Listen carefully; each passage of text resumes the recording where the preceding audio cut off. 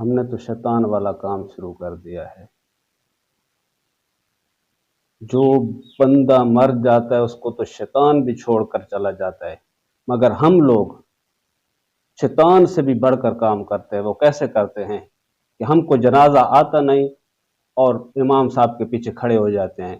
وہ کیا ہے کہ ہم میت کو، اس انسان کو جو ہمارا باپ ہوتا ہے، ہمارا بھائی، ہماری ماں، ہماری بہن، جو بھی ہوتا ہے رشتہ دار وغیرہ، دوست احباب، اس کو ہم دھوکہ دے دیتے ہیں۔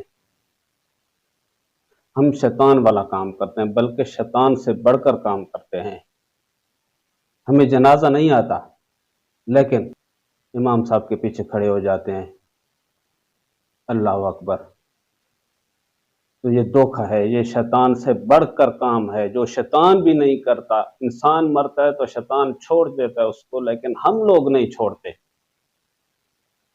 تو میرے دوستوں، میرے بھائیوں، جنازہ سیکھیے، اس کے بعد جنازہ پڑھیے۔ یہ بہت ہی بڑا دھوکہ ہے۔ ہماری ماں، ہمارے باپ، ہمارے بھائی، سب نے مرنا ہے، ہم نے بھی مرنا ہے۔ تو ہم جیتے جی اگر ہمارا کوئی مر جاتا اس کو دھوکہ تو نہ دیں۔ تو ایک بار پڑھ لیتے ہیں، نیت کر لیں۔ 4 تکبیر نماز جنازہ فرض کفایہ، ثنا واسطے اللہ تعالیٰ کے، درود واسطے نبی کریم صلی اللہ تعالیٰ علیہ وآلہ وسلم کے، دعا واسطے اس حاضر میت کے، منہ طرف خانہ کعبہ شریف، پیچھے سمام کے۔ اللہ اکبر! پہلی تکبیر کے بعد آپ نے ثنا پڑھنی ہے، سبحانک اللہم و بحمدک و تبارک اسمک و تعالی جدک و جل ثناؤک و لا الہ غیرک۔